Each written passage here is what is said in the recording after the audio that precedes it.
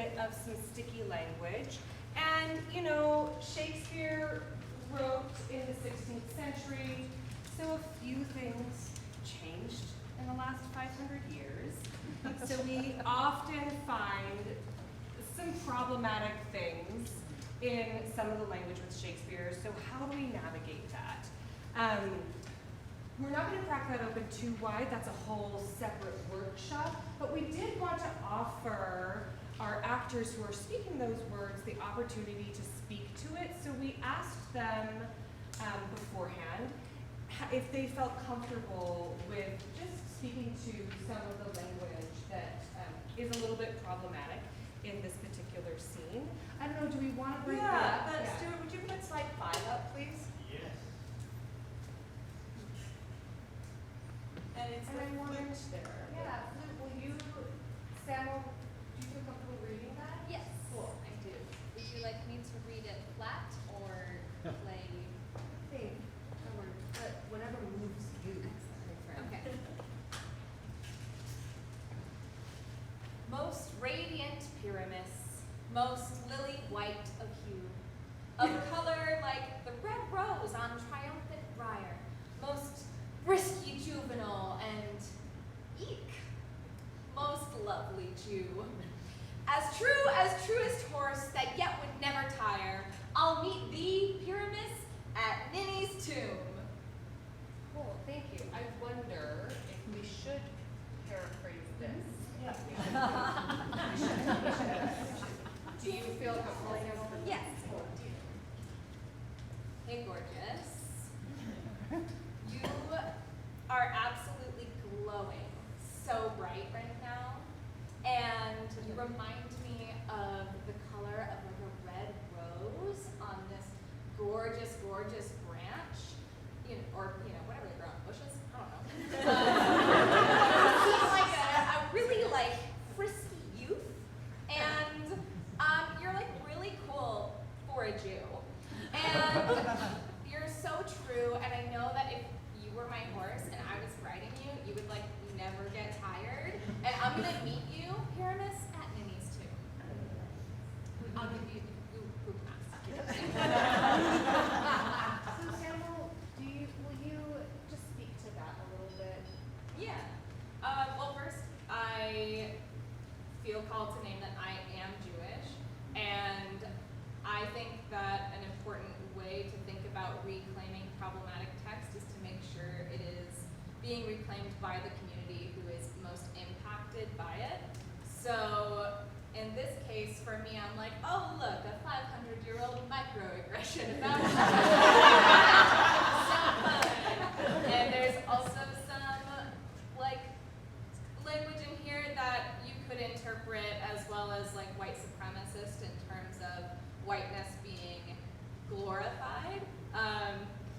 Alicia, I'll let you comment on this as well, of course, but I think that like the thing that we were also talking about is that this language could be about skin tone, but it could also be just about like Look at me.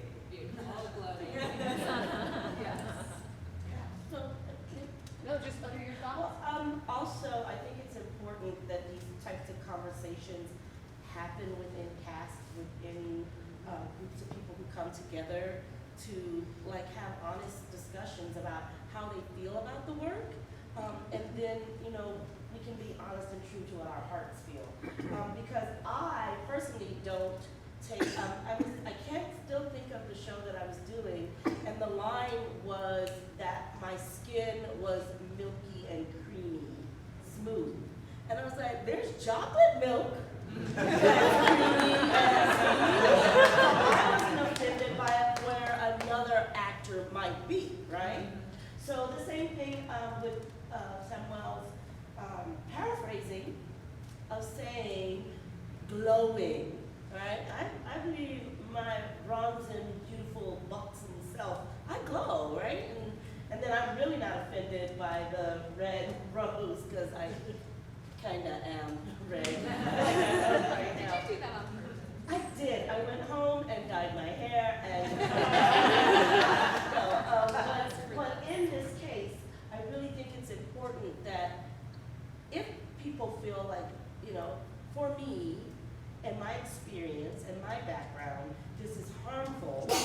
And I'm gonna have an icky feeling when I leave this loving space that we've created as a community. We need to speak to our directors about how we can either find out about rephrasing, find out about striking, or, you know, in Shakespeare, we have a little more leeway in editing and adaptation. But, or having the discussion of what the words mean and have that in your mind too. There is clearly, in a lot of Shakespeare's text, because of the time, like you spoke to, a lot of racism and sexism and isms and phobias that have to be discussed. But for me, personally, I don't find this offensive, and I would speak to that and say, no, let's keep it right where it is. And then it's also the way that my fellow scene partner is reading it too, right? If Samuel read it as, hey white girl, you look so pretty, then I would take offense to it. But it was like, oh, you're glowing and lily white hue, yeah, then I can feel better about the words and how they're placed. Yeah, and like Alicia was saying, like consent between scene partners is really key here, and it's gonna be different depending on the casting for different shows, but it's always important to check in because every individual is different and relates to harmful power structures differently. So it's important for everyone's personal safety. Consent today is not consent tomorrow. Mhm. I might have a bad experience on the street tomorrow, and I might be like, guys, we need to talk about this. So, I love what Alicia said, what Samuel said about just having a conversation around some of this language, because absolutely, things are gonna resonate differently with us now, and even within our community, it's gonna resonate differently with different individuals now, as you're saying, and even on different days. So being able just to create that space, that brave space where we can have those conversations, that's how we can facilitate change and move forward and pursue that positive objective of just putting on a really beautiful show that tells a beautiful story that really is inclusive for all.